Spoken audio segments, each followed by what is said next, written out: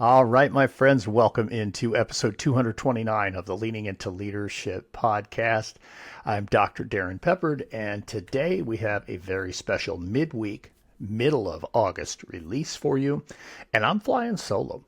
And I want to talk about the momentum that we build when we kick off our school year and some ways that we can keep them going.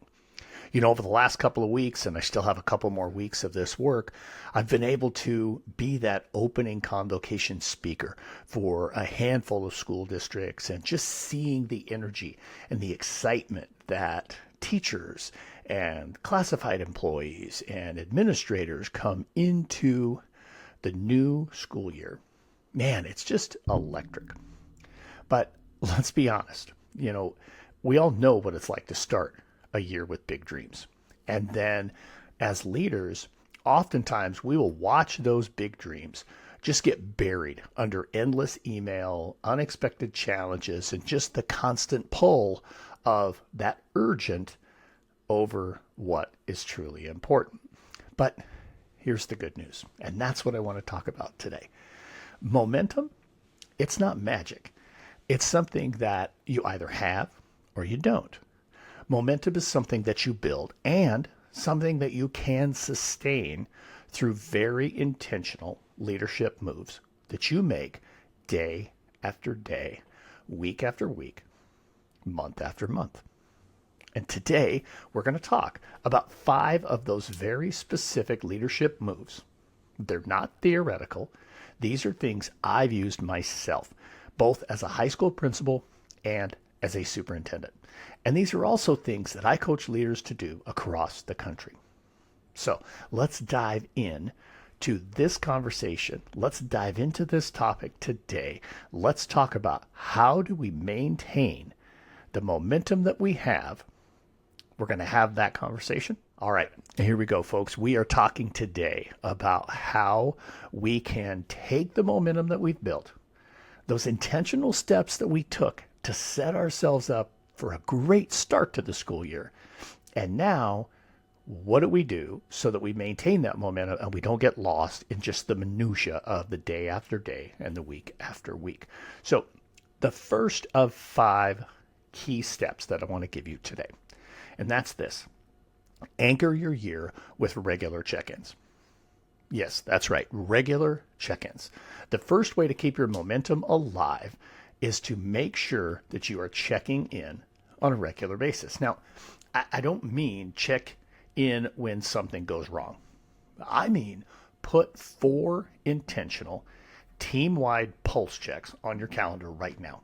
So spread them out once per quarter and maybe just look for those key transition points so that you and your team can sit down and truly check in on where are we now versus where we wanted to be when we started the school year. Because very quickly, August is going to feel like a long, distant memory. The kids will start rolling in the door, and then things are going to happen. And again, we get stuck dealing with the urgent, and we lose sight of the important. So why is it important for us to put these regular check-ins on the calendar now? Well, the reality is clarity is not a one-and-done conversation. Your team doesn't need to hear just the goals only in August. They need to see them, they need to feel them, and they need to revisit them throughout the course of the school year. Let me give you one example. When I was a principal, we had a year where our goals were super clear in August. I was so excited about what we had put together, and I was running around saying constantly, man, I love my team, I love my team, I love my team. But by the time winter break rolled around, half of the team was kind of working on side projects. The other half had just kind of lost track of where they were really trying to go and what we said was important. We didn't stop caring, but we just stopped talking about it. We stopped staying focused on what we said when we kicked off the year was going to be important to us. Now, the next year, we blocked off 4 very intentional half-day sessions just for regular check-in. We celebrated the wins, we revisited our priorities, and when something drifted a little bit off track, we caught it early. The result was we ended that year with the exact same clarity and unity that we had started with it. In fact, probably we were even stronger as a team. So my challenge to you, before this week ends, schedule those check-ins. It's not going to take you long. Just pick 4 days on your calendar and block that time. You don't have to do half days like I did, even if it's just a 1-hour meeting 4 times this year. That's 4 hours. If I told you 4 hours would make the difference between you having a great year and falling short of your goals, you would absolutely take it. You would say, 100%, Darrin, how do I do it? So here's how you do it. Put those times on your calendar before this week ends. Even if you don't know the agenda, that doesn't matter. Set the time aside. Get the dates on everyone's calendar, and then as you get closer, you can develop your agenda. All right, that's just number 1. I got 4 more of these for you, folks. 4 more ways that you can maintain the momentum that you have right now here in August throughout the entire school year. Here we go. Number 2. The second way to maintain and sustain that momentum, empower your team with some purposeful roles. Yes, that's right. Momentum dies quickly when everything is on your shoulders. When you are trying to do it all, you lose all kinds of steam. Because the truth is you can't, nor should you, carry it alone. Think about it. In every school that I have worked, there were these people who light up when they own a piece of the work. When they get treated like they're trusted, when they're really given something that they can take ownership of and go lead, typically they step up and they bring others with them. So here's a few examples of ways you can empower your team. The celebrations. Someone who's always looking for moments to recognize staff and students. Let's be honest, you have somebody on your team. It might be you, it may not be. It was not me.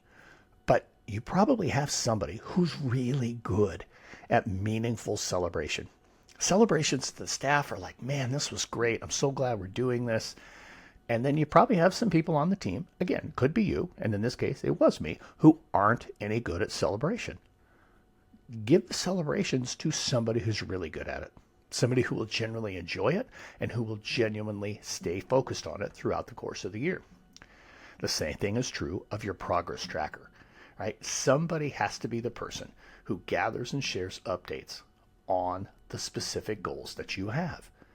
Again, maybe it's you, maybe it's somebody else on your team, but if you can delegate that tracking of the goals, then not only when you're in your meetings talking about where we are, it doesn't have to come from you. You've got somebody else in the room who has taken ownership of that and has taken on that accountability role for the whole group. So figure out who your progress tracker is. And then maybe you need an initiative champion, the one who owns a very specific project from start to finish. I'll give you a simple, quick example. When we developed our career academies at Rock Springs High, I was actually the assistant principal. And yes, it was mine to fully lead the development.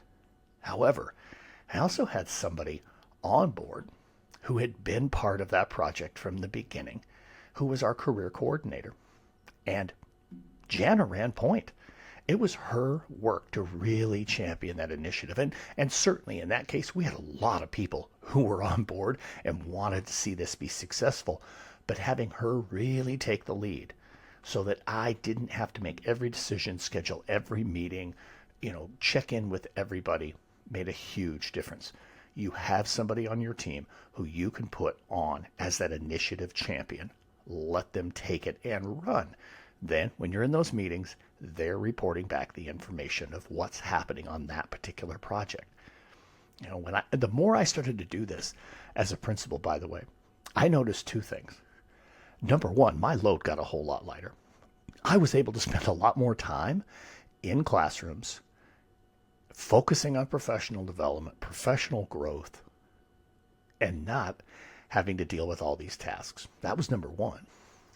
But number 2, the commitment of the team just went through the roof. I mean, they weren't just helping me. They were leading with me. I was shoulder to shoulder with them. I was truly leading from the middle, which I think is one of the very best places for you to lead. Now, One important note: empowerment is not the same as dumping tasks on people. Keep that in mind. Don't just unload stuff you don't want to do. What I really think you should focus on here is empower your team. Give them autonomy, give them trust, and give them the full authority to make decisions in the space that you are giving them. That's truly when the magic happens. If it's just you telling them, go do this and do it exactly this way, you're just assigning tasks. Allow them to take the lead on stuff. Give them the autonomy. Give them the space. Give them the support. And let them run. All right, let's move on to the third thing you can do to really maintain that momentum. It's very simple. Keep the main thing the main thing. And it might seem like a simple phrase, but it's really more a powerful guardrail. Because one of the biggest threats to momentum is what I like to call the shiny object syndrome. It's a new program, a new idea, a new initiative. It's tempting to jump on them. At some point during the year, you're going to go to a conference somewhere and you're going to hear an idea and you're going to say, wow, we have to do that right when we get back. Don't. That's dangerous. Because every time you say yes to one thing, especially something new, you risk losing the focus on what matters the most. As a principal, I learned to identify just one or two high impact goals for the year and make them impossible to ignore. Well, we talked about them in every meeting. We measured progress. We asked ourselves, how does this decision move us forward towards our main thing? Likewise, we asked things when people brought things forward, ideas, or what if we did this? We would ask questions like, does this take us closer to our main goal? Or will this pull us in the opposite direction? It was pretty simple. If the item, the idea, the initiative that they brought forward brought us closer to our goal, great, let's talk about. But if it's not going to, we either said no or we put that in our consider group. Remember, start, stop, continue, consider. If it's a great idea, that's wonderful, but it doesn't have to happen right now. Let's put that in our consider group for right now. That was such an important thing for us. And it was that discipline that not only kept us focused, but it also made it a whole lot easier, I think, for the entire staff to understand what we were doing and why we were doing it. I think it made us better as communicators because we kept the main thing the main thing. And when you do that, when you model that for your staff, what do you think happens?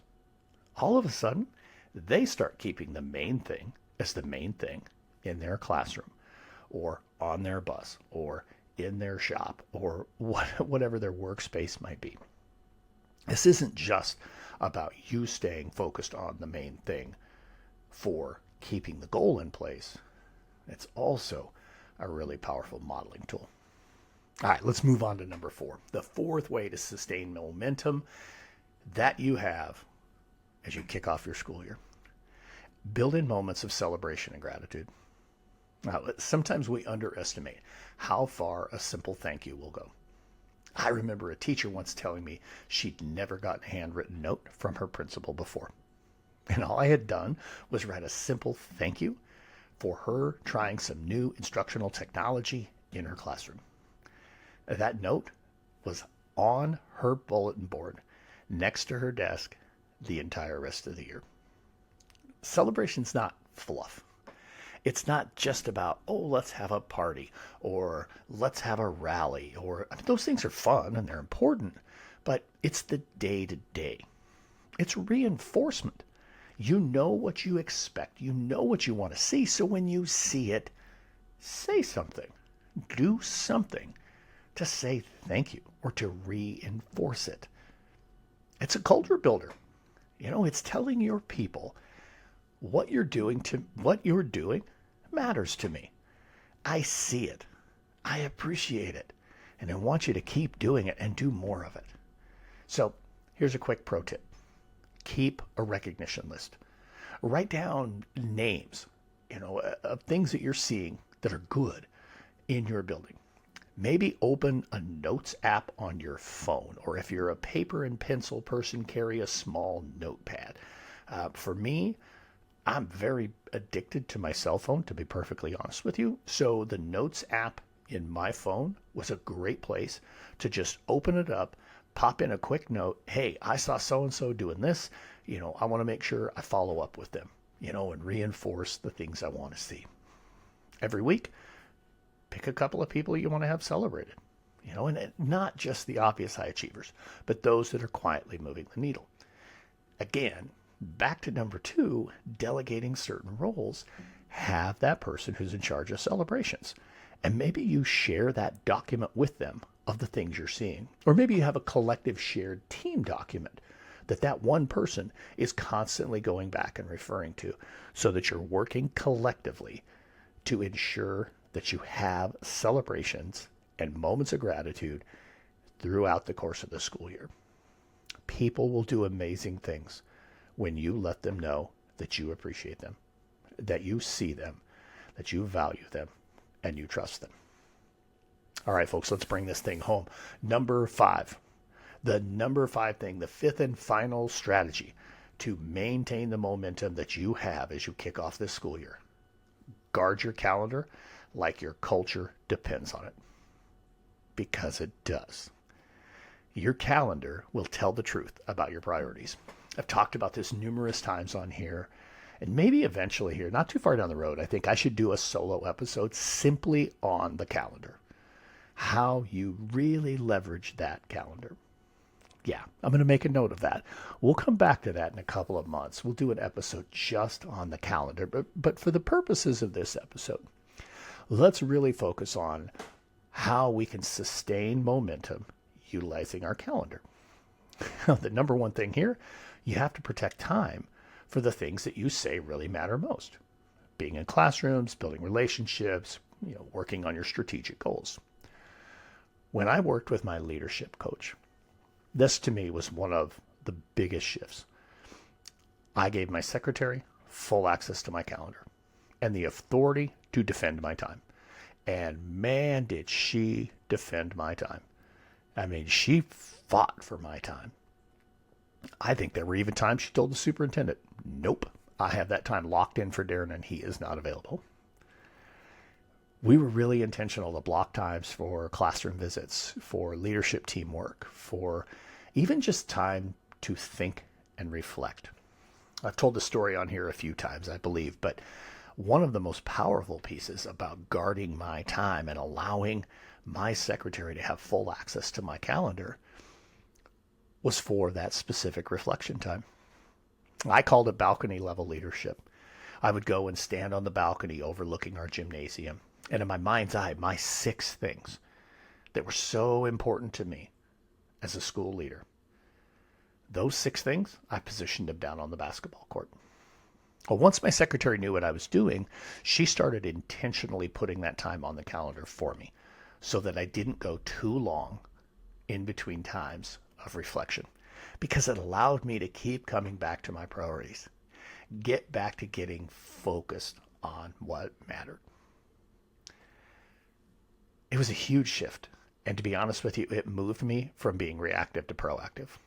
It wasn't just that I was less stressed. It was our school was more focused. We were more aligned. And frankly, we had a little more fun at work.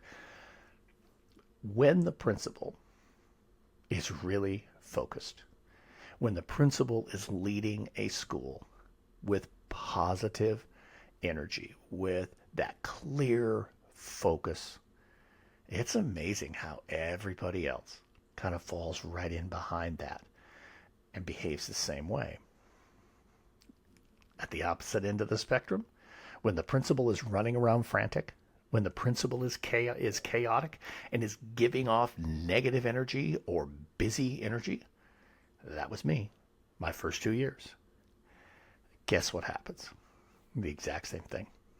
People feel the exact same way, and you see it. And schools are not as successful. So you have 5 very important leadership moves that you can lean into right here to really stay focused, to capitalize on the strong start, and to simply stay strong throughout the course of the year. One more time through them very quickly.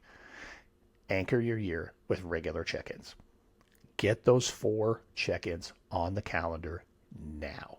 Make that your first action step. 4 dates on the calendar before the end of the week. Get it done. Don't worry about the agenda. Just get them on the calendar. 2, empower your team with purposeful roles. Don't just dump work on them. Give them something meaningful and give them the space and the autonomy to make it theirs. Number 3, keep the main thing the main thing. As long as you stay focused on those things that truly matter, you're going to continue to stay in that lane, and you're going to continue to work toward achieving those goals. You're not going to get yourself lost in the weeds if you keep the main thing the main thing. Number 4, build in moments of celebration and moments of gratitude.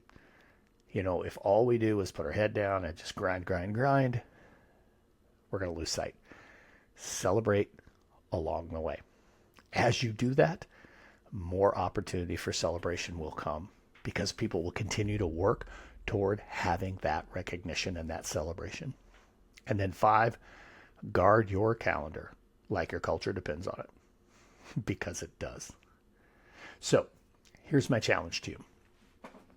I know this is 5 different strategies, and so I'm not saying go do all 5. Although I really think number 1, everybody should go do by the end of the week. But pick maybe 2 strategies total and take action on it. Get those dates on the calendar, have a conversation, hand off a role, whatever it is, go make it real. Put this into action because, folks, it will make a difference for you. It genuinely will make a difference for you as soon as you start doing these works. You've got this. Thank you so much for joining me today on Leaning into Leadership. I hope you found this helpful. Share it with a colleague if you did. Somebody else who could use a little extra August energy in October. And if you're ready to take your leadership and your leadership team to the next level, reach out. I'd love to work with you. I'd love to support you. I'd love to have a conversation with you. Thank you again for joining me here on Leading into Leadership. Get out and have a road to awesome week.